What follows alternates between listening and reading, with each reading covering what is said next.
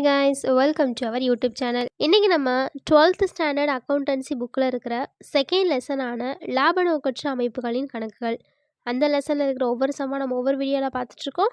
So அதுக்கு தொடர்ச்சியாக இன்றைக்கி எடுத்துக்காட்டு 14 கொஸ்டின் என்ன கேட்டிருக்காங்க, ஆன்சர் நம்ம எப்படி செய்யலான்றதான் இன்றைக்கி நம்ம வீடியோவில் பார்க்க போகிறோம். ஸோ வீடியோவை ஸ்கிப் பண்ணாமல் பாருங்கள், அப்போ தான் சம் நல்லாவே புரியும். இப்போ வாங்க நம்ம வீடியோக்குள்ளே போகலாம்.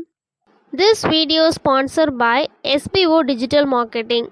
SBO provides work from home opportunity. This is mobile based part-time job perfect for students, homemakers and job seekers.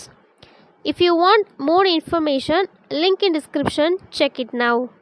Skip பண்ணாதீங்க, பெரிய தப்பு. தினம் 300 ரூபாய் சம்பாதிக்க அரிய வாய்ப்பு. இன்ஸ்டாகிராம், ஃபேஸ்புக் பயன்படுத்த தெரிந்தால் போதும். Content post and content publishing மூலமா தினம் 300 ரூபாய் சம்பாதிக்கலாம். இந்த வேலை செய்ய 5 நிமிடம் போதும். Work training support, group communication support, all language customer live chat support, முக்கியமா சொந்தமா ஒரு பிசினஸ் ஸ்டார்ட் பண்ற அளவுக்கு உங்களால கற்றுக்கொள்ளவும் முடியும், சம்பாதிக்கவும் முடியும். இந்த வேலை வாய்ப்பு வழங்குவது 5 வருடத்திற்கு மேல ரன் ஆகிட்டு இருக்க நம்ம தமிழ்நாட்டு company school of business organisation private limited. மேலும் விவரங்களுக்கு டிஸ்கிரிப்ஷன்ல கொடுத்திருக்க நம்பருக்கு வாட்ஸ்அப் பண்ணுங்க. பின்வரும் விவரங்கள் ஒரு சங்கத்தின் 2017-18 ஆண்டிற்குரிய இறுதி கணக்குகளில் எவ்வாறு தோன்றும் அப்படின்ற மாதிரி கொஸ்டின் கேட்டிருக்காங்க. விவரம் ரூபாயினும் கொடுத்துருக்குறாங்க. 1/4/2017 அன்று பரிசு நிதி 60,000 ரூபாய். 1/4/2017 அன்று பரிசு நிதிக்கான முதலீடு 60,000 ரூபாய். பரிசு நிதி முதலீடு மீதான வட்டி பெற்றது 6,000 rupees.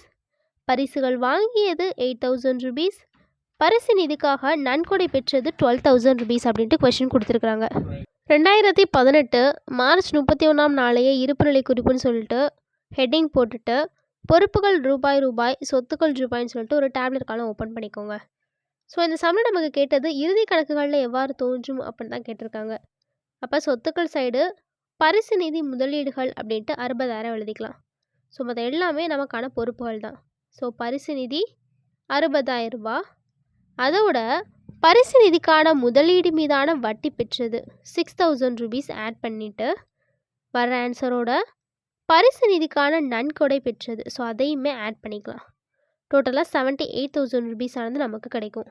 ஸோ அதோட பரிசுகள் வழங்கியது எவ்வளோ 8,000 rupees. ஸோ அதை நம்ம மைனஸ் பண்ணணும். மிச்சம் கிடைக்கிற ஆன்சர் என்னென்னா நமக்கு 70,000 rupees கிடைக்கும். ஸோ அதுதான் நமக்கான பொறுப்புகள். இந்த சம் உங்களுக்கு புரிஞ்சிச்சு அப்படின்னா இந்த வீடியோ லைக் பண்ணிக்கோங்க. இதே மாதிரி நெக்ஸ்ட் வீடியோவில் நம்ம சம்லாம் பார்க்கணும்னு நினச்சிங்க அப்படின்னா நம்ம சேனல் சப்ஸ்கிரைப் பண்ணிக்கோங்க. தேங்க்ஸ் ஃபார் வாட்சிங் திஸ் வீடியோ.